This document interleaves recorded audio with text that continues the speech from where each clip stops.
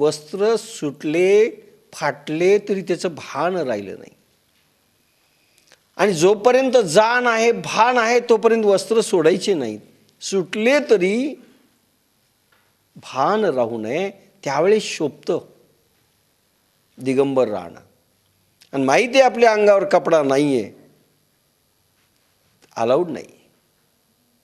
पण आता रीती आणि रिवाज झालेत, त्याला इलाज नाही. असं देहभान विसरलं पाहिजे. आणि असं देहभाव विसरला की त्यानंतर मात्र वैराग्य प्रगट होतं. जसं गोपिकांचं झालं, जसं मीरेचं झालं, जसं काही भक्तांचं झालं. विसरले. कामधाम संसार विसरल्या, हरी भजनी रंगल्या गोपिका. सगळं विसरल्या. असं विसरणं मुद्दामून विसरणं नाही, सहज भाव, तरच ते शक्य आहे. तर त्यासाठी प्रखर वैराग्य निर्माण झालं पाहिजे. आणि जाणीव देखील, जसं तुम्ही एकदा मांडी घातल्यानंतर असं म्हणताना उठता येत नाही आणि आपल्याला अहंकार जागा करावा लागतो. अहंकार संबंध शरीरातला निघून जातो आणि बॉडीमध्ये क्लोरोफॉर्म दिल्यासारखी स्थिती येते, त्यालाच वैराग्य म्हणतात. आणि अशी स्थिती आली की मग मात्र देहभाव जातो, देहाचा विसर पडतो आणि सोहम भाव प्रगटतो. सोहम सोहम सोहम चा जप नंतर सद्गुरू देतात. 1400 वर्ष जगणाऱ्या चांगदेवाला 9 वर्षाची मुक्ताबाई आळंदीमध्ये सांगते, मेला चांग्या कोरा रे कोरा, इतक्या सिद्धी मिळून आलेले महान सत्पुरुष 9 वर्षाच्या एका चिमुरडी बालिकेनं अपात्र ठरवलं आणि पुढे जो योग दिला तो हा गीता ज्ञानेश्वरीतला. 9 वर्षाची बालिका 1400 वर्ष वयाच्या चांगदेवाला हा योग देते. वटेश्वर सुता ते बोले मुक्ताई, सोहम भावे अखंडित राई. ती मुक्ताबाई म्हणते, वटेश्वर सुता चांगदेवा, सोहम भाव मी तुला प्रकट करते तुझ्या शरीरात, आता तो ऐक. तोपर्यंत देहशुद्धी झालेली होती चांगदेवाची. ऊर्ध्वमुखे आळविला सोहम शब्दाचा नाद. तुकाराम, सोहम सोहम सोहम.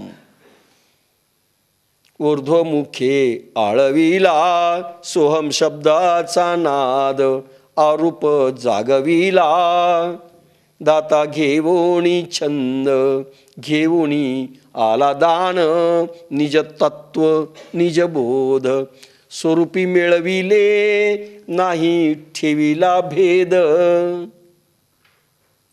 काय तुकाराम आहे. हा सोहम सोहम सोहम असा जप सुरू होतो. आपोआप ऐकायचा असतो, करायचा नसतो. ऐकायचं आहे. करणे हा इंद्रियामधील अभ्यास झाला.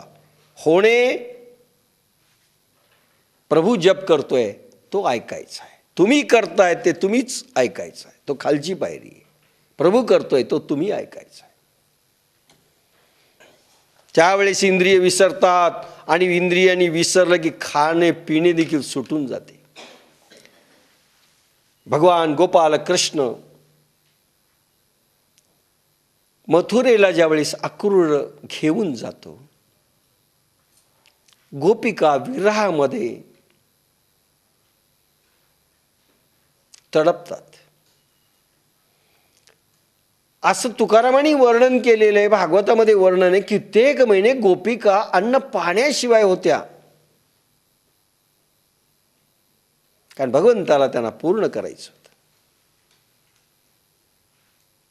कित्येक असं राहा म्हणले असते तर स्वतः उद्धवाला पाठवलं की ज्ञान योग दे, आणि उद्धवाला त्या म्हणल्या काय असतो ज्ञानयोग? उद्धवा, आम्हाला ज्ञानयोग सांगू नको, आम्हाला फक्त भगवान पाहिजे, लीला माधुरी पाहिजे त्याची. ज्ञान योग की बातें हम नहीं चाहते, हमें नहीं होना है वो ज्ञान योग.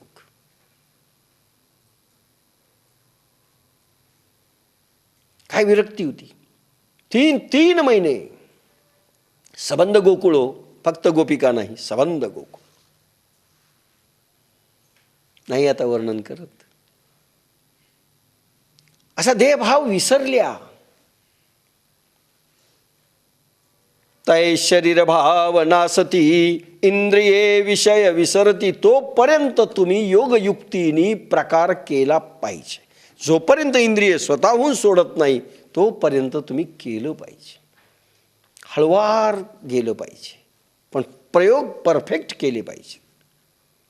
काही साधक करतात आणि पुन्हा तसंच खायला सुरुवात करतात, शरीर बिघडून टाकतात. पुन्हा म्हणतात आम्ही एनिमा एरंडेल घ्यावा का? मला घेत राहा, जन्मभर चालू द्या. 60वा श्लोक. यततो रपि कौन्तेय पुरुषस्य विपश्चिताः इंद्रियाणि प्रमथीनि हरन्ति प्रसभं मनः. कारण हे पार्था, यत्न करणाऱ्याही हठाष्टांग योगी शक्ती जागलेली असून बुद्धी स्थिर होण्याचा यत्न करणारे अनेक विषयांचे तुलनात्मक अध्ययन, परिशीलन, संशोधन करणारे पुरुषांची रसादी विषयासाठी व्याकुळ वाटणारी कटणारी इंद्रिये त्यांच्या मनाला बलात्काराने हैराण करीतात. ज्ञाते यत्न करूनही ताबानच घेती देही, इंद्रियाची व्याकुळता मना बळे दे चळता. माऊलींच्या ओव्या या 60व्या श्लोकावर. एरवी तरी अर्जुन हे आया नये साधना, जे राहटता ती जतना निरंतर. एरवी तरी अर्जुना हे आया नये साधना. आया म्हणजे ताब्यात. एरवी तरी अर्जुना हे आया नये साधना, जे राहटता ती जतना निरंतर. जतना म्हणजे आवडीप्रमाणे. एरवी अर्जुना, इंद्रिय ताब्यात घेण्यासाठी जे अभ्यासू आपल्या आवडीप्रमाणे निरंतर यत्न करीतात असतात त्या लोकांनाही साधना साध्य होत नाही.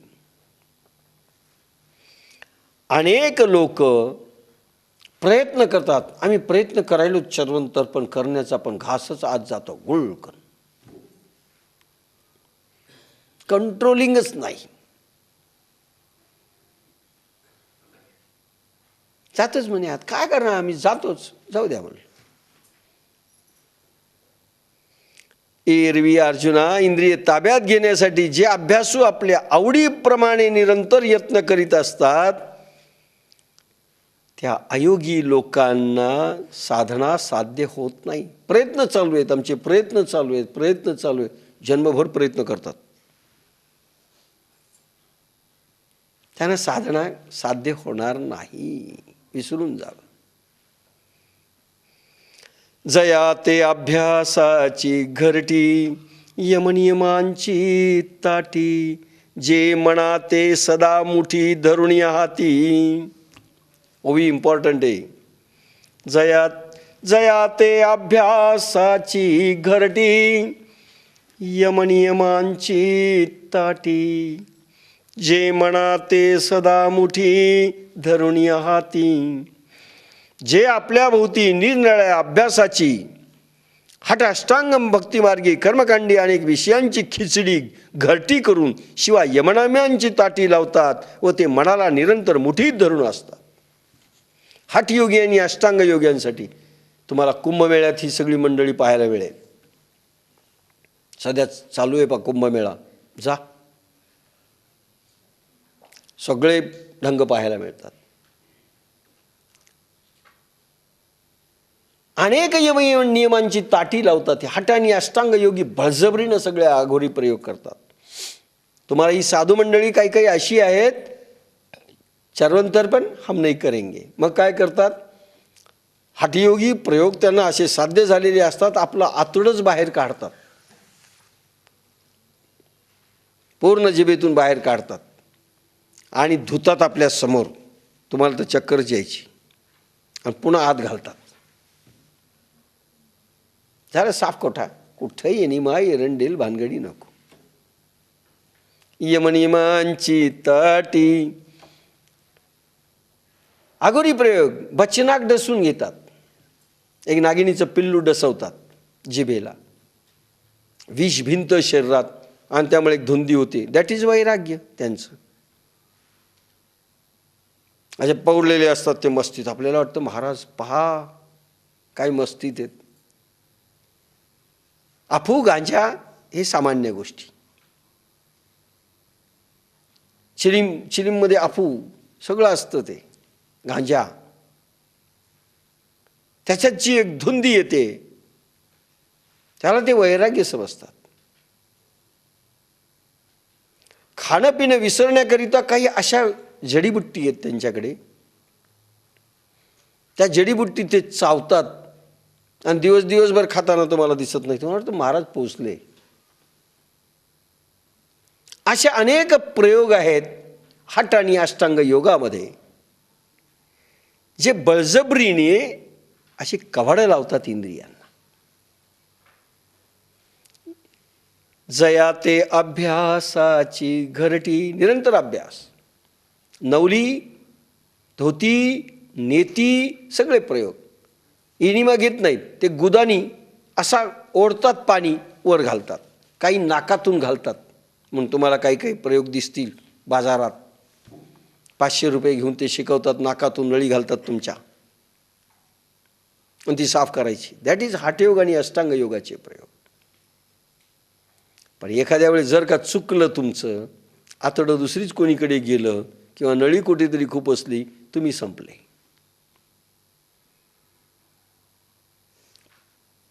प्रयोग सध्याच्या काळात थोडे हार्ड आहेत. ते चूक आहे असं नाही, पण हार्ड आहेत. प्रत्येकाने आपला विचार करावा. हठ आणि अष्टांग योग ह्या योगाच्या पात्रतेकरता आवश्यक आहे. म्हणून आवडीप्रमाणे मार्ग दिलेले आहेत पात्रता येण्याकरिता ह्या योगाच्या. हा योग मिळण्यापूर्वी, सिद्धपुरुष मिळण्यापूर्वी पात्रतेच्या मार्गात अनेक गोष्टी सांगितलेल्या आहेत. मग कोणी म्हणेल मी नामजपातून जातो. मीरेसारखी नामजपातून गेली, नृत्यामधून गेली, प्रार्थनेमधून गेली, भूक लागली नाही. कोणी म्हणेल वा आपल्याला हे जमणार नाही. आता शंकराचार्याला सांगा नाचा, नाचतील. शंकराचार्याला सांगितलं मीरेसारखं पहा बरं डान्स करा. महावीराला सांगितलं, बुद्धांना सांगितलं, ज्ञानेश्वरांना सांगितलं, शक्य आहे. आवडीप्रमाणे ज्यांनी त्यांनी मार्ग उचलला. इफेक्ट इंद्रियांनी विषय सोडले पाहिजे.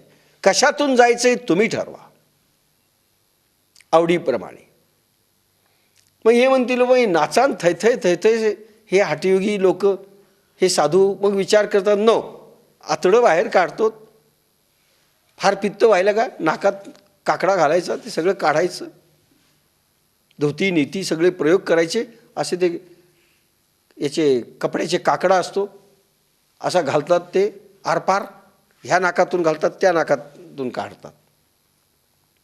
इथलं साफ केलं म्हणे. मग नळी घालायची, त्याच्यातनं ती घाण बाहेर काढायची, साफ केलं. ठीक आहे, टेम्पररी झालं. पण निर्माण सारखं जे होतं आहे त्यासाठी कोणते प्रयोग आहेत त्यांच्याकडे? अरे आज साफ केलं तुम्ही हठयोग आणि अष्टांग योगाच्या प्रयोगाने, पण कंटिन्युअस निर्मिती व्हायली ना, प्रोडक्शन फॅक्टरी झाली ना, कारण खाणं पिणं बरोबर नाही, असंच चरणं आहे, लॅविश. अरे तुम्हाला काय पदार्थ मिळतात खायला, इतके त्याला छान छान मिळतात, पता नाही त्यांच्याकडे किती पैसा असतो, आता सांगत नाही.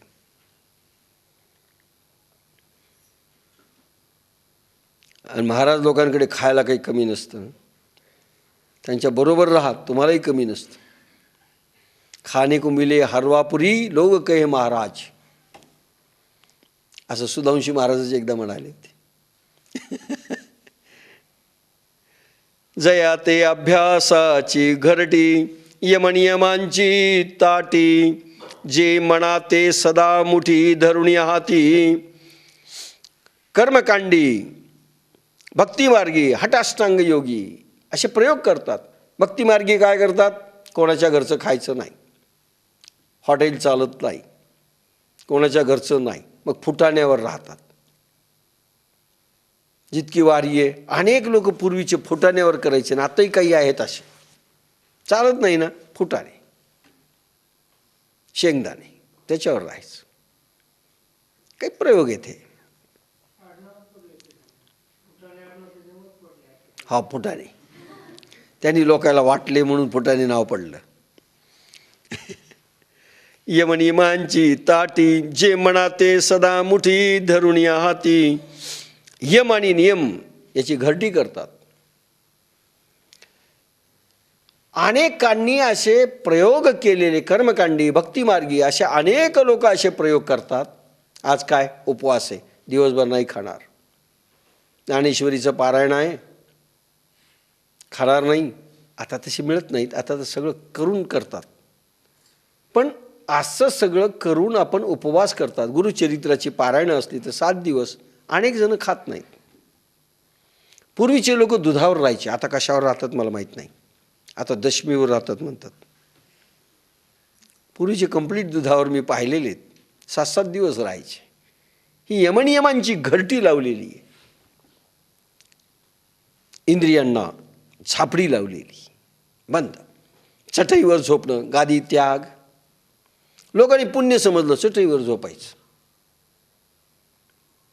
त्याग झाला पाहिजे. त्यावेळेस विषयांचा त्याग करणे हे महत्त्वाचं आहे. पण 7च दिवस, 8व्या दिवशी डायरेक्ट हॉटेलमध्ये. बाप रे, थकलो रे नंदलाला. 8व्या दिवशी साफ. पुण्य नाही, त्याग करायचा विषय. हळूहळू 7 दिवसात जो अभ्यास केला तो पुढे कंटिन्यू करायचा आहे, तेच विसरून जातो. का साधना 7 दिवसात झाली पाहिजे, असा त्याचा कयास असतो. आणि निरंतर मनाला मुठीत ठेवतात. आणि काही लोक हठ आणि अष्टांग योगांचे प्रयोग करून, उलटे प्राणायाम करून मनाला ताब्यात ठेवता येतं. उलटा प्राणायाम माहिती आहे तुम्हाला, चक्कर आणायची असेल तर सांगतो.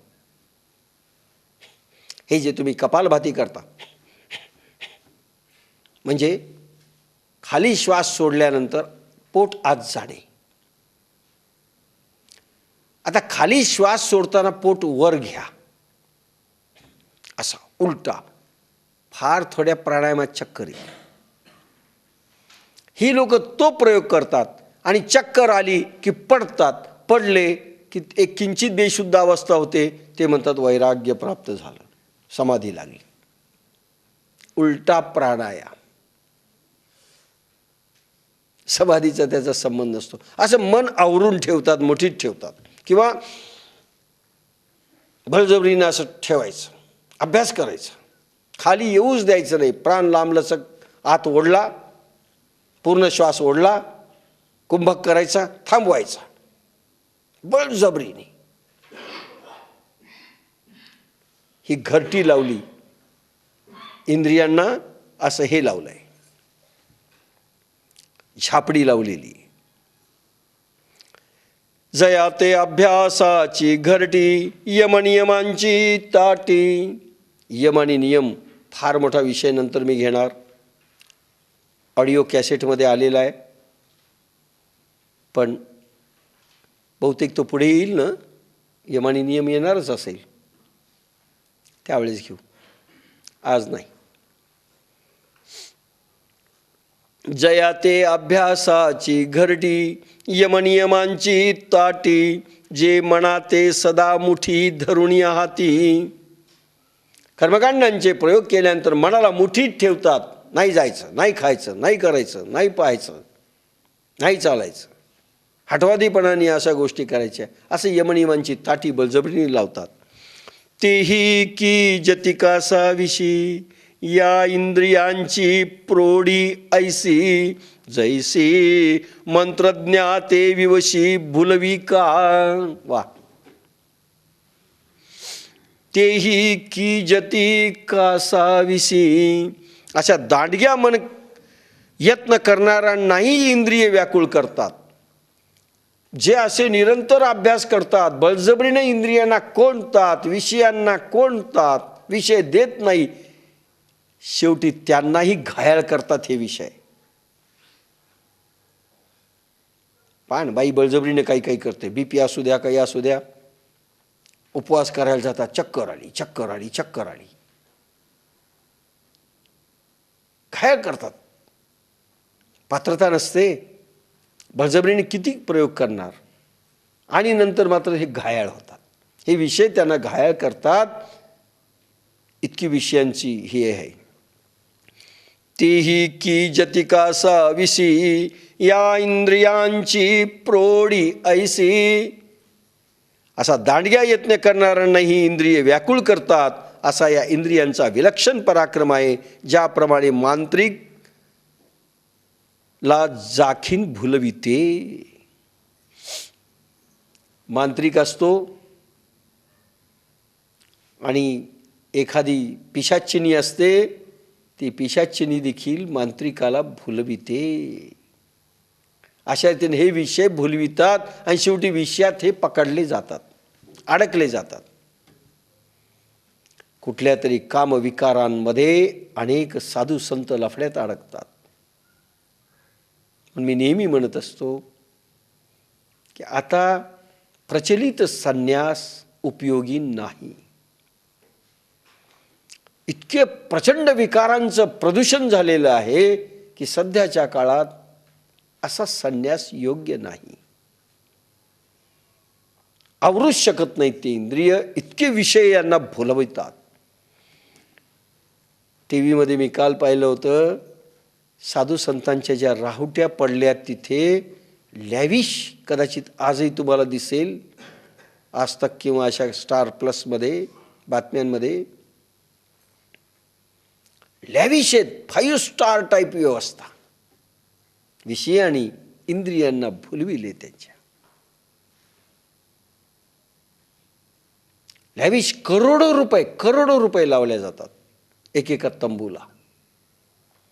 मी पाहूनच डोळे दिपले. आणि त्यांनी म्हटलंय, डोळे दिपण्या इतके म्हणले, राजवाड्याचं वैभव आहे म्हणले त्यांच्याकडे.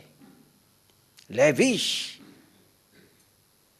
विषयांनी भुलवलं ना शेवटी, असा प्रकार आहे. देखे विषय हे तैसे, पावती रुद्धी सिद्धीचे निमिषे, मगा कळती स्पर्शे इंद्रियाचेणी. किती बारकावा सांगितलाय. देखे विषय हे तैसे, पावती रुद्धी सिद्धीचे निमिषे. साधनारत होत असताना साधकांना, हे वरच्या लोकांना, हठा अष्टांग योग्यांना सांगितलं, वरचा काही ओव्या अभाव योग्यांना सांगितलं. आता साधकांविषयी किंवा योग साम्राज्यात हठ आणि अष्टांग योगी जरी वावरत असले तर काही सिद्ध्या प्रगट होत असतात, काही सिद्ध्या होतात प्रगट. तर ही सिद्धी पिसे लावती. तुकाराम महाराजही म्हणतात, रुद्धी सिद्धी लावी पिसे, त्यांना कोण पुसे. रिद्धी सिद्धी पिसे लावतात. साधा मंत्र जप केल्यानं, विंचवाचा मंत्र जप केला तर सिद्धी प्रगट होत असते. गायत्रीच्या उपासना परफेक्ट केली, त्याच्यातनं एक सिद्धी प्रगट होत असते. योग मार्गामध्ये, योग साम्राज्यामध्ये, भक्ती मार्गांमध्ये जरी तुम्ही वावरत असले तरी एखादी सिद्धी प्रगट होत असते आणि त्याची अनुभूती आली की माणूस पिसा होऊन जातो. उदाहरणार्थ सांगतो, काही ज्या वेळेस साधक आपले साधक नाही, गायत्री मंत्रांची उपासना करतील किंवा एखादं काही केलं आणि थोडी सिद्धी प्रगट झाली. एखादी सिद्धी अशी असते, तुम्ही काही दिलं की गुण येतो. राख दिलं तरी अंगारा होतं, पाण्याचं तीर्थ बनतं, असं होऊ शकतं एखाद्या वेळेस. आणि तुम्ही दिलं त्याला गुण आला, गुण आला की दुसरा येतो, महाराज तुमच्यामुळे फरक पडला. फरक पडला की हे देऊ लागतात. यांना माहिती नाही तो स्टॉक किती आहे वृद्धिसिद्धीचा. आणि म्हणून तुम्ही अनेक पेपरमध्ये वाचलं असेल, काही जणांना अनुभव येतात आणि नंतर सिद्धी खतम होते. कारण आहे किती मिळालेली, जी थोडी मिळाली ती घालून बसले, फकाट झाले. तर वृद्धिसिद्धी याचा उपयोग आपल्या पद्धतीमध्ये, आपल्या परंपरेमध्ये, माऊलींच्या परंपरेमध्ये एवढाच असतो. वृद्धिसिद्धी निर्माण होत असतात. वृद्धिसिद्धी निर्माण झाल्यानंतर त्याचा उपयोग स्वतःसाठी असतो, जगासाठी नाही. पहिलं लक्षात घ्या.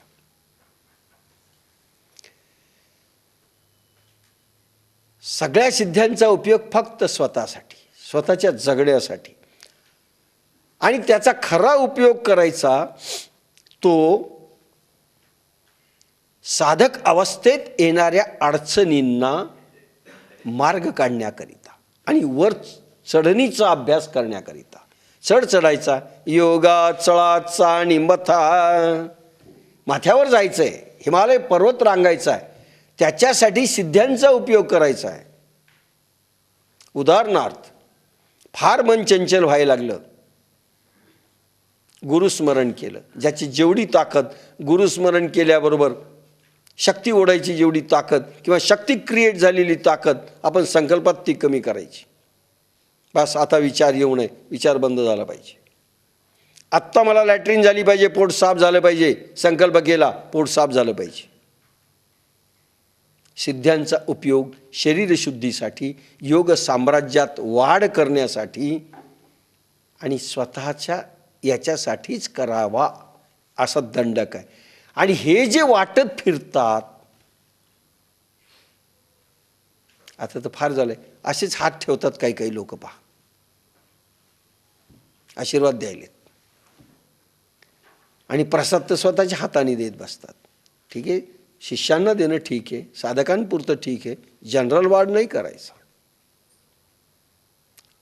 0.5 तरी सिद्धी निघून जाते ना, राहते काय तुमच्याकडे? काही नसतं, नष्ट करतात. कारण पिसे लावते ना, वृद्धी सिद्धी लावी पिसे, मग साधनेवर जात नाही माणूस. मग मजा म्हणून सगळे लोक मान देतात ना, त्याच्याकडे जातात, घ्या आमच्या हाताने घ्या.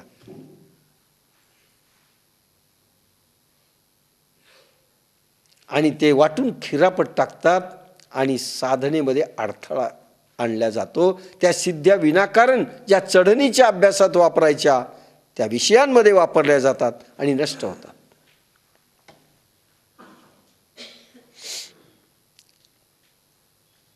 आज सगळे महाराज भुललेत बरं.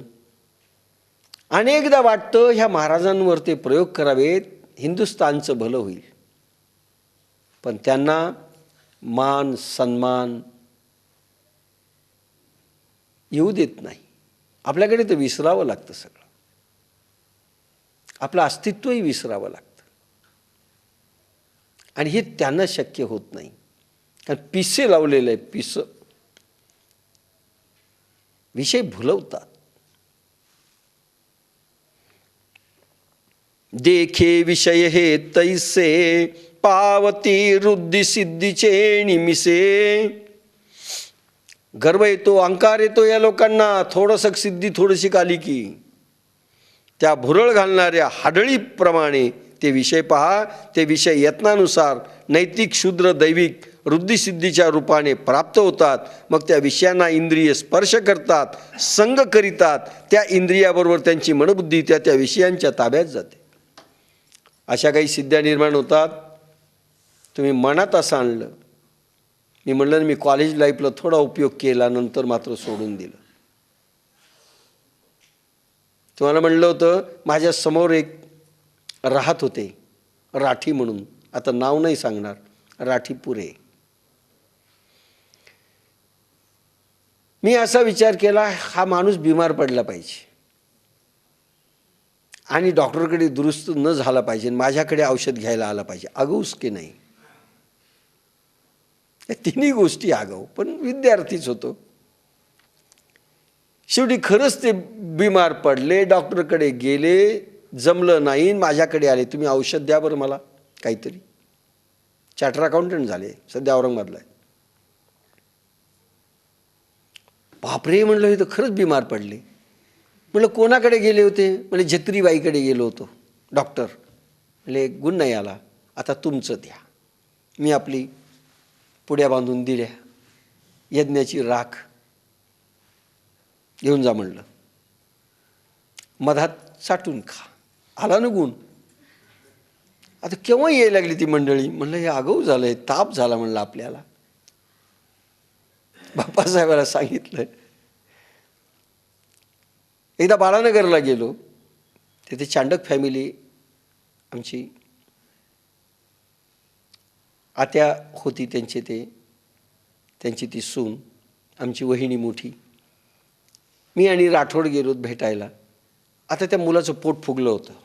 म्हणे इतकं आम्ही परेशान आहेत म्हणले, त्याचं पोट इतकं फुगलं आहे हे दबतच नाही आहे आणि औषधांनी कुठेच फरक पडत नाही. काय होईल या पोराचं माहीत नाही. मी 7 पुड्या बांधून दिल्या त्या यज्ञाच्या. याला मधामध्ये चाटवा म्हणलं पुन्हा कुठे यायचं आपल्याला काय झालं विचारायला. आणि ॲडव्हर्स इफेक्ट तर होत नाही. आले ना ते 7व्या दिवशी, फरक पडला, अजून द्या म्हणले पुड्या. म्हणलं आता नाही वाटायच्या, खतम होऊन जाईल. एखाद्या वेळेस मुली भुलविता येतात. एखाद्यावर असं त्राटक केलं ती मुलगी मागे लागू शकते. ह्या वृद्धिसिद्धी आहेत, ह्या पिसे लावतात. मग माणूस इकडे वळतो, समाधी गेली, ध्यान गेला, देव गेला, विषय मागेल, विषय भुलवतात. नंतर फार सांभाळावं लागतं. आणि बाप्पासाहेब आमची परीक्षा घ्यायची, फार परीक्षा घ्यायची, की तुम्ही किती विकारामध्ये ग्रस्त आहात हे पाहायचे. अनेक माध्यमातून ते पाहायचे. आता सांगत नाही तो विषय. आणि इंद्रियांना स्पर्श करतात, तंग करतात. त्या इंद्रियाबरोबर त्यांची मनबुद्धी त्या त्या विषयांच्या ताब्यात जाते आणि ते विषयांचे गुलाम होतात. असे लॅविश राहण्याची एकदा सवय झाली की ते लॅविश विषय आपल्याला भुलवतात. राहू नये असं नाही, पण ते नाही राहिले तरी राहता आलं पाहिजे. जनकांनी वैभव सुख भोगलं आणि आपल्यालाही परवानगी आहे. कोण म्हणतं भिकारचोट राहा, पण समजा त्या दिवशी मिळालं नाही, AC नाही मिळाला तरी झोप आली पाहिजे. बस एवढं जरी झालं पुरे झालं. तडफडलं न पाहिजे, त्या विषयांच्या ताब्यात जाता कामा नये. आणि वृद्धिसिद्धीने भुलवलं तरी तुम्ही हे करता कामा नये.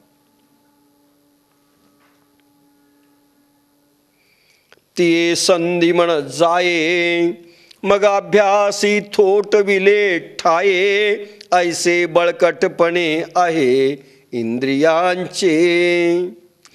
अशा प्रकारे इंद्रिय विषयांच्या संधीमध्ये मन सापडल्या की ते इंद्रिय निग्रहाच्या कामात पांगळे होऊन राहते. त्या मनाच्या अवस्थेप्रमाणे अहंकार व प्राण तसेच निघतात परिणाम.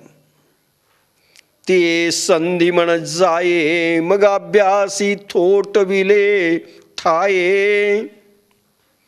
ऐसे बळकटपणा आहे इंद्रियांचे. मन मात्र तावडीस सापडतं त्या विषयांच्या आणि मज्जा वाटते, मज्जा. आज सगळ्या महाराज लोकांना मज्जा वाटते. कशाची? तुम्हाला वाटेल भागवत कथा छान सांगतात. त्यांना सांगा ना एखाद्या खेड्यात कथा घ्या, तिथलेही लोक येतात, घेणार नाहीत. भागवत कथेवर प्रेम आहे की कोणत्या क्वालिटीची माणसं आली पाहिजेत त्याच्यावर प्रेम आहे? सांगा. सांगा ना एखाद्या खेड्यात घ्या, येत नाहीत. एका महाराजाला एका विनंती केली भागवत कथेच्या, परतूरला घ्या ना म्हणे भागवत. आता घेतणार नाही म्हणे, जालन्याला ठेवली तर येतो. का? परतूरचे लोक देऊ शकत नाहीत ना, पैसा जास्त देऊ शकत नाही. तिथे पब्लिक येईल, पैसा नाही उभा राहणार. जालना, मोठमोठ्या सिटीज. काही महाराजांनी ते ठरवून टाकलं, डिस्ट्रिक्ट लेवलच्या खालीच उतरायचं नाही. नावं घेणार नाही. नाही, डिस्ट्रिक्ट लेवल आहे का तुमचं गाव? नाही, नो. अरे तुकाराम देहूत राहत होते. हो असतील, आम्ही नाही.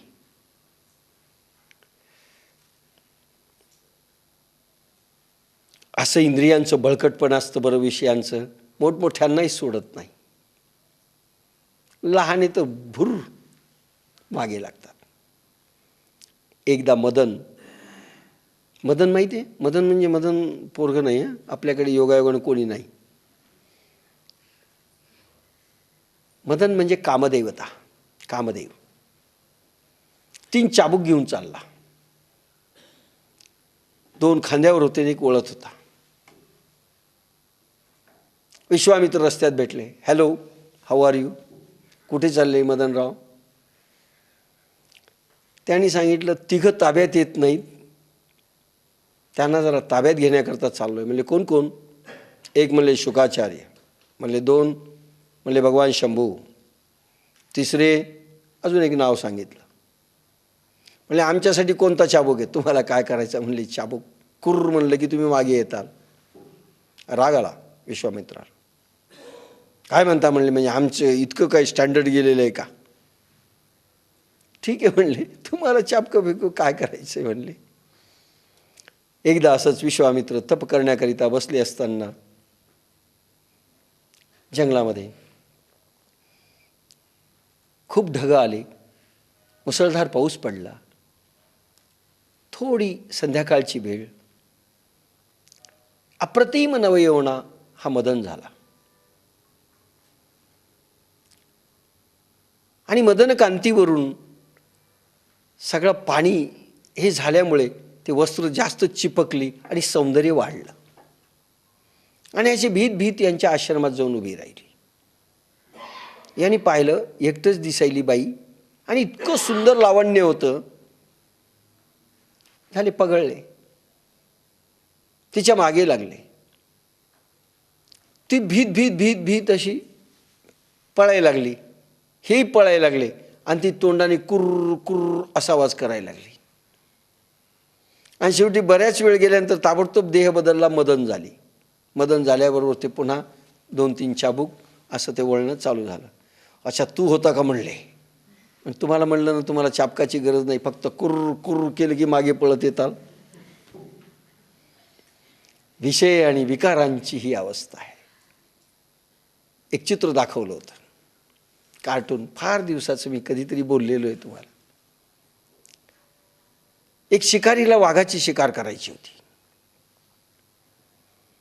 त्यानं काय केलं, एक शिळी बांधली खाली झाडाच्या आणि वाघ वर थांबला. नाही, वाघ असा समोर आणि शेळी बांधली आणि हा मारणारा बंदूक घेऊन एक मचान असं बांधलं आणि त्याच्यावरती झोपला. आणि असा की वाघ शेळी खायला आला की आपण गोळी मारायची. वाघानं पाहिलं, अच्छा हा चालूपणा केला की वाघही चालू होता. त्याने एक पोरगी बांधली झाडाखाली आणि वाघ माच्यांवर झाडावर जाऊन बसला की हे बेटा येईल पोरीला धरायला, त्यावेळेस आपण याला खाऊन टाकू. सगळं असंच आहे.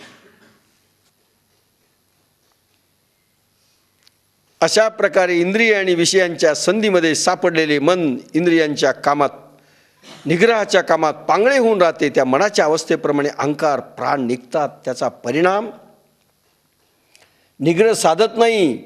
विषय मय इंद्रिय मनाचा अपघात करीतात. असे हे इंद्रियांचे प्रबलपण आहे. आणि मनाला सुधरूच देत नाहीत. मनाला म्हणते जाय जाय गपची बस. मुलगी दिसली, एक मन म्हणतं मागे पाहू नको. म्हणलेले मी मनाची त्या कॅसेटमध्ये आलेलं आहे. दुसरं म्हणतं पाय ना काय व्हायलं आहे. समोरून पाहायला हरकत नाही, पण मागे चालली की असं फिरून पाहतात. काय व्हायलं आहे. मन आवरतच नाही, प्रबल असतं. अभ्यासाच्या साधकांना, अभ्यासाच्या विद्यार्थ्यांना आणि साधकांना असंच झालं पाहिजे की विषय आकर्षित करतच नाही. तो सुहास मोंडे म्हणतो, किती मुली मागे लागतात, मी मुलींकडे पाहत देखील नाही. कॅन्टीनमध्ये सगळे चहा घेताना मला चहाही घेऊ वाटत नाही आणि कुठेही एक सेकंड टाईम वेस्ट करू वाटत नाही. असं ऋषितुल्य जीवन, त्याला ब्रह्मचारी म्हणतात. काहीच आकर्षित करू शकत नाही. त्यावेळी दैदिप्यमान झेंडे गाडल्या जातात. भलेही ती साधना असो, भलेही तो अभ्यास असो. आणि ज्यांना विषय आकर्षित करतात ते संपले.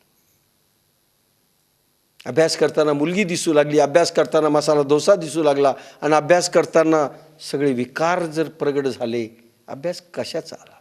आईबापांनी पैसे द्यावेत एवढंच शिल्लक आहे हातात, बाकी काही नाही. हे संस्कार झाले पाहिजेत. 61वा श्लोक. तानि सर्वाणि संयम्य युक्त आसीत मत्पराः वशे हि यशेंद्रियाणि तस्य प्रज्ञा प्रतिष्ठिता. त्या सर्व इंद्रियांचे संयमन करून प्राणासह मनबुद्धी अहम हे मजसी जोडलेला मीच ज्याला श्रेष्ठ आहे असे होऊन राहावे. बुद्धियोगे आत्मनिरीक्षणात घडून जावे, समरस व्हावे. कारण इंद्रिये ज्यांच्या अधीन असतात त्यांची प्रज्ञा स्थिर असते.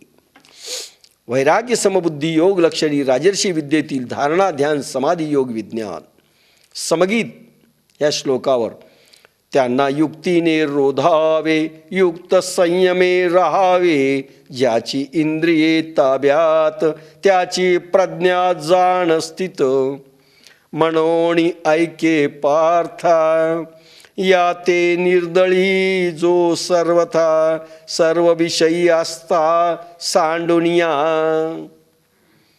अभ्यास करायचा असेल, तुम्हाला मेरिटमध्ये यायचं असेल, गोल्ड मेडलिस्ट व्हायचं असेल, मनोणी ऐके पार्था या ते निर्दळी सर्वथा सर्व विषयी असता सांडुनिया. म्हणून पार्था ऐक, सर्व विषयावरील आसक्ती सोडून जो बुद्धियोगी भक्त या इंद्रियांचे विषय पण सर्व प्रकारे पूर्ण नष्ट करतो. योगयुक्तीने इंद्रिये निर्विषय करीत प्राणासह मनबुद्धी निरंतर आत्मरूपात मज्जन ठेवतो. ह्या विषयांचं रोधन झालंच पाहिजे. विषयांकडे तुम्ही आकर्षित झालं न पाहिजे. केव्हाही इवन विद्यार्थ्यांनीच नाही, साधकांनी सर्वांनी नाही विषयाकडे आकर्षित. अर्जुन जे अर्जुनाची पती परिसन्या योग्य होती. अर्जुनासारखा पात्र पाहिजे असं जे म्हटलंय ना,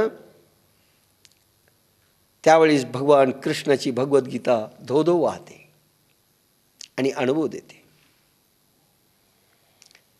इंद्राला जिंकण्याकरिता, म्हणजे इंद्राला एक राक्षस त्रास देत होता, म्हणून त्याला सहाय्याकरता अर्जुन गेला. अर्जुनाने युद्ध केलं, राक्षस संपवले. स्वर्गात गेला अर्जुन आणि इंद्राला पुन्हा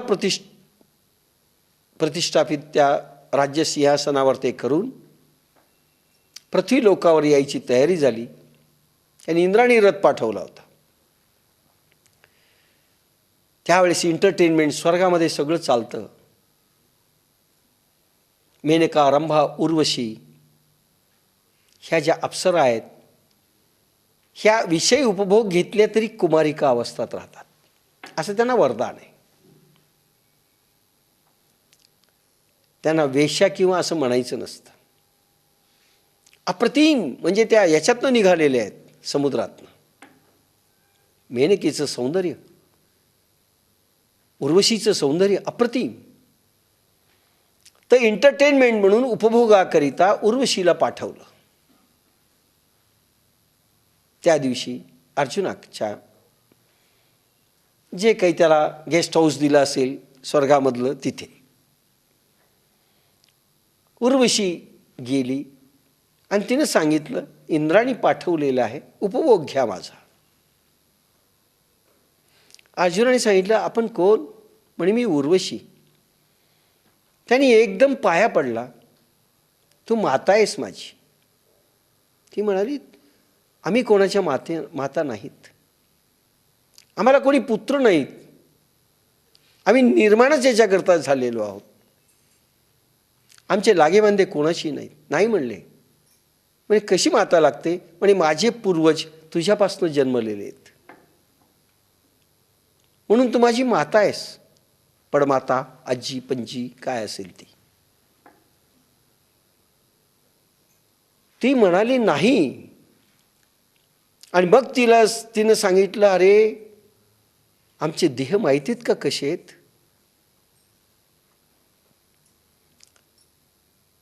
की पृथ्वी तलावरच्या ज्या नरक अवस्थेत वावरणाऱ्या स्त्रिया आहेत तसं नाही बरं, संडास छाप शरीर आहेत सगळ्यांची, आमचं पाय असं म्हणून तिनं आपलं पोट उघडून दाखवलं.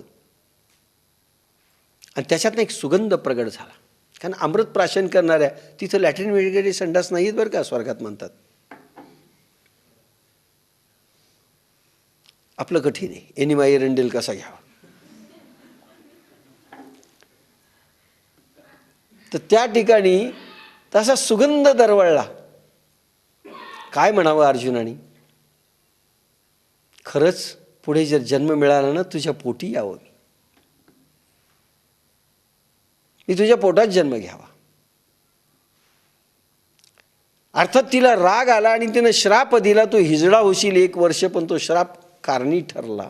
पण नाही त्याचा विषयाकडे मन वळलं म्हणून तो पात्र झाला महायुद्धामध्ये.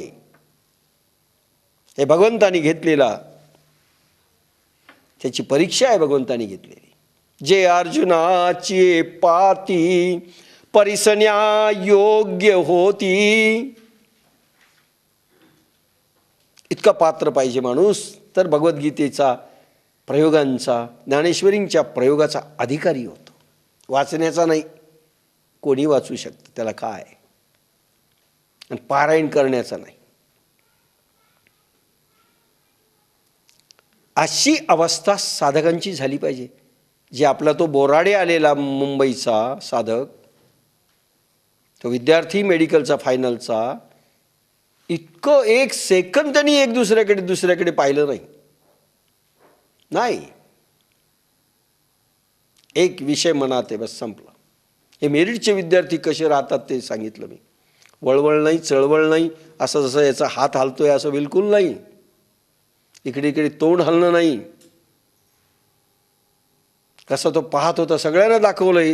हे टीचर आहेत, क्लास घेणारे, ट्युशन क्लासेस, यांना सांगितलं पहा कसा असतो विद्यार्थी. 1.5 तास पापणी अशी लवली नाही की मान अशी झाली नाही कोणाकडे मी पाहिलं तर. लक्षभेद असं असतं. त्यावेळेस मेरिटमध्ये येतात. आई लाडू करते, हा सुहास मोंडे म्हणतो दिवाळीला मी गेलो नाही, दसऱ्याला मी गेलो नाही, मला दिवाळी नाही, मला दसरा नाही, मला काही नाही, बेडवर कधी झोपला नाही, ते गोल्ड मेडलमध्ये येतात. बाकीचे खाऊच आई मारते. काय खायला नाही का तिथे मिळालं, इथंही खाय, तिथेही खातो, इथेही खाऊन मरतो. खाय. एक एक पक्वान्न करून दिले जातात त्याला. काय साधना आहे, खाण्याची साधना. काय अभ्यासात जाणार आहे ती, काय गती घेणार आहेत ही पोरं. मला ज्यावेळेस मॅट्रिकला असताना आजीला म्हणलं 2 वर्ष मला राहू दे, तू आता घर नाही ठेवायचं, मला लॉजचा अभ्यास करू दे. आणि घर संपवलं मी सेलूमधलं. 4थी ते मॅट्रिक सेलूला झालो आणि लॉजमध्ये खाल्लं. तिथे गेल्यानंतरही हलकी लॉज लावली की चिचुक्याच्या पिठाची भाकरी मिळत असे, खाऊट लागायची, तशीच खाल्ली. घरात फार कमी यायचं आणि सुट्टी असली की बाप्पासाहेबांकडे, सराठ्याच्या भाज्यापासून पाण्यापर्यंत. सुट्टी माहीत नाही मलाही. आजी रडायची, अरे 8 दिवस तर राहा. म्हणलं नाही, माझ्यापुढे एक फार मोठं विशाल आहे, हे मिळणार नाही मला. एकही दिवस सुट्टीचा मी अनाठही घालवला नाही. दिवाळीचे 2-3 दिवस राहिले की आळंदी किंवा नक्षत्रवाडी. 20 दिवस 25 दिवस उन्हाळ्याच्या सुट्ट्या माहिती नाहीत आम्हाला, नाताळच्या सुट्ट्या माहिती नाहीत. आणि पुन्हा प्रयोग 5 तासचा खाली कधी साधना केली नाही केली, रोज 5 तासाच्या कमी नाही. तेव्हा कुठंतरी हे मिळालंय. नाही इकडे तिकडे नाही सरकलो. एकदा एका साधकाने लावलं, बाप्पासाहेब सोमानी मुलींच्या मागे लागतो, कारण तो साधक मुलींच्या मागे लागत होता, मित्र होता. आणि बाप्पासाहेब आमच्यावर का डाफरतायत आम्हाला समजत नव्हतं, बोलतच नव्हते, फटकारत होते. मी रोज राठोडाने मी जायचो. म्हणलं राठोड काय बिघडलं काही समजत नाही. 1 महिना बोलले नाहीत आम्हाला, मूर्ख कुठचे असं कोणते. मग राठोडला एके दिवशी विचारलं त्याने, सोमानी मुलींच्या मागे लागतो? नाही म्हणले बाप्पासाहेब, मुली त्याच्या मागे लागतात, पण आम्ही कुठेही पाहत नाहीत. मग खुश झाले. मग त्यांनी असं सांगितलं, म्हणजे त्याचं प्रकरण आम्ही पकडलं म्हणून त्यांनी सांगितलं. बाबासाहेबांनी अनेक परीक्षा घेतल्या. त्यांची स्वतःची नात BA फायनलला असलेली, मी BA फायनलला होतो, आणि एकांतामध्ये त्यांनी सांगायचं हिला इंग्रजी शिकव, हिला कविता शिकव, आणि दरवाजा लावून घ्यायची. आणि नंतर 1 महिन्यानंतर मला म्हणले ती माझी परीक्षा होती, तुम्ही उत्तीर्ण झालात. आळंदीला 2-3 मुली पाठवायचे माझ्याकडे, परीक्षा आहे म्हणे. म्हणजे त्यावेळेस नाही सांगितलं, परीक्षा घेऊन नाही पाठवले. अनेक रीतीनं, अरे 1000 स्त्रिया येतील, कदाचित स्पर्श होतील हातांचा याचा त्याचा, पण तुम्ही खाली पडले न पाहिजेत. काय काळजी आहे, इतकी अवस्था झाली पाहिजे तुमची. विकारांच्या मध्ये लागून तुम्ही खाली डाऊनफॉल तुमचा होताच कामा नाही. आणि हे दूर राहून नाही, असं समोर असून तुम्ही ढळून नाहीत, ही मला अवस्था तुमची पाहिजे. असं करावं लागतं विद्यार्थ्यांनो, साधकांनो, तेव्हा कुठेच जमेल.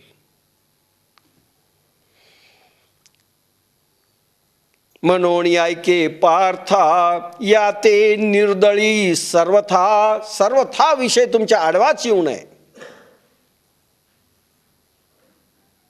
तुमचे विकार तुम्हाला ढळू नयेत तुमच्या ध्येयापासून. सर्व विषयी असता सांडून आसक्ती. आता त्या सुहास मोंडेचे आई वडील तिरुपतीला गेले, तो बरोबर गेला नाही म्हणला, नाही येणार मी. मला फोन आला, सर मी नाही गेलो. आणि मोंडेबाईंचा फोन आला, मंजुषा मोंडेचा आईचा, काय करावा तो मुलगा आत्ता सुट्टी तरी यायला तयार नाही. मला कशाला आग्रह करता, माया ममता बाजूला ठेवा. नाही गेला. दिवाळीलाही घरी गेला नाही. लक्षात घ्या काय जिद्द आहे. सर्व विषयी असता सांडुनिया, असता नाही, आसक्ती नाही, काही नाही, माया नाही, मोह नाही, आसक्ती नाही. काही जिंकायचं असेल तर विषयांना जिंकलं पाहिजे, तर पुढचं भव्य अमृतमय दालन समोर उघडल्या जातं. तो चितू जाण योग निष्ठेशी कारण, जयाचे विषय सुखे अंतःकरण झकवेना. तो चित्तू जाण, तोच आत्मभक्त योगनिष्ठेला योग्य होतो. त्याची पात्रता म्हणजे असा योगनिष्ठेला योग्य होतो जो विषयांना पाहत नाही, विषयांना ताब्यात ठेवतो, ज्याचं मन आसक्त होत नाही, व्यक्ती विषय आणि व्यक्ती आणि वस्तू याच्याकडे आकर्षित होत नाही, केव्हाही सोडायची तयारी आहे. ज्ञानेश्वरीला काणे आले, काय करावं, गरम गरम भजे आई काढीत होती आणि म्हणलं भजे पुन्हा मिळत नाहीत, जाऊ द्या ज्ञानेश्वरी, ऐकून घेऊ म्हणलं कॅसेट. नाही. तो चितू जाण योगनिष्ठेशी कारण, तोच आत्मभक्त योगनिष्ठेला योग्य होतो. त्याला प्रवेश द्यावा, ॲडमिशन. आत्मसुखाची चटक लागलेली असते, इंद्रिये निर्विषय होतात. या स्थितीत मन चित्त बुद्धी अहंकार बाहेर आले तरी विषय सुखांच्या लालसेने फासले जात नाहीत. हा अनुभव घेऊन तू ध्यानात ठेव. तो खातो पण खाण्यासाठी जगत नाही. काही माणसं खाण्यासाठी जगतात आणि काही जगण्यासाठी खातात. खाण्यासाठी जगतात ती माणसं वेगळी. काय पडले खाऊन मरावं. काही काही पेशंट डॉक्टरकडे गेले, डॉक्टर म्हणतात खाऊ नका ते विष व्हायलंय. मग काय होईल, नाही मरावं लागेल, नाहीतरी मरायचंय म्हणले, मग खाऊन मरू द्या ना. खाऊन मरतात हो. किंमत नाही आहे देवानी दिलेल्या देहाची, प्राणांची कशाचीच किंमत नाही.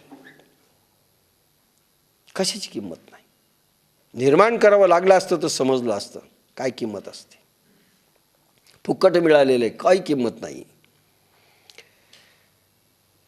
तोच आत्मभक्त योगनिष्ठेला योग्य होतो. आत्मसुखाची चटक लागलेली असते, इंद्रिय निर्विषय होतात. आत्मसुखाची चटक लागली की कशाला पाहत नाही तो माणूस.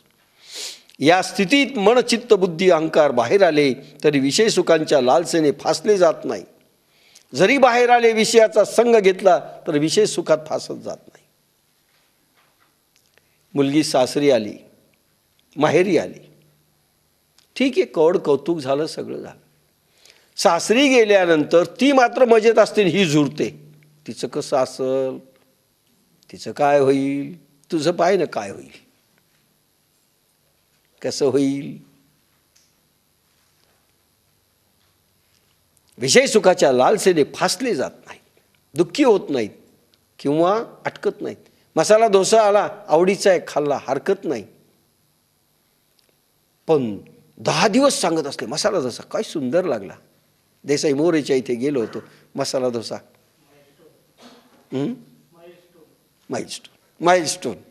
माइलस्टोनवर आपण येत असतो त्यावेळेस खात असतो. ठीक आहे, त्यावेळेस सांगितलं हरकत नाही, पण सारखं तर मसाला डोसा, आठवण मसाला डोसा. आणि एक हॉटेल कोणतेही गेलं तरी मसाला डोसा माइलस्टोनचा, नगरच्या जवळच प्रसन्नाचं हॉटेल. आता हे जर सारखं सारखं तेच लक्षात राहिलं, चांगलं नाही. स्मृती राहता कामा नये, लालसेनी फासल्या जाता कामा नये. त्यावेळेस ठीक आहे, अन्नदाता सुखी भव म्हटलं, छान झालं म्हटलं, पुन्हा आठव नाही काय खाल्लं माहिती नाही. विषय सुखात नाही तर त्याची स्मृती. आणि कोणाच्याही घरात जा, त्याचं घरचं वांग्याची भाजी काय झाली होती, त्याची केलेली गेली वाया. लालसेने फासले जात नाहीत, हा अनुभव घेऊन तू ध्यानात ठेव. लालसा नको, मिळालं तरी हरकत नाही, नाही मिळालं तरी हरकत नाही. आसक्ती नाही आणि प्रेमही नाही त्या विषयांचं. मिळाले हरकत नाही, नाही मिळाले संपलं. जो आत्मबोध युक्त होऊनी असे सतत, जो माते हृदया आत विसंबेना. कशाला म्हणतात प्रज्ञापुरुष, आणि स्थितप्रज्ञ भगवान सांगतायत क्रायटेरिया, गुणवत्ता. जो आत्मबोध युक्त स्पिरिच्युअल कोशंट निर्माण करायचा असेल, प्रज्ञा आत्मबोध युक्त असलं पाहिजे. जसं मी अनेक गोष्टी सांगितल्या. आत्म्याचा बोध नित्य असला पाहिजे, नित्य सदोदित. आत्मबोध सर्वसाधारण माणसाचा नसतो, कारण मनबोध असतं. मन नेहमी बरोबर असतं ना. बुद्धीचे देखील अनुभव येतो, मनाचा येतो, पण आत्म्याचा येत नाही. इथे भगवान सांगतात आत्मबोधयुक्त पाहिजे, कारण प्रज्ञा प्रसवायला आत्मबोधयुक्त बुद्धी पाहिजे. विषयांकडे प्राण सर्वसाधारण माणसांचा खाली वाहत असतो, हे मी नेहमी सांगतो. त्याच्या पाठीमागे म्हणजे इंजन प्राण आहे, पाठीमागे मनाचा डब्बा आहे, त्याच्या पाठीमागे बुद्धीचा आहे, आणि अहंकार गती देतं. प्राण, मन, बुद्धी आणि अहंकार ही ट्रेन खाली वाहते. म्हणजे प्राण ज्यावेळेस खाली वाहतो त्यावेळेस विषयांचा संग होतो.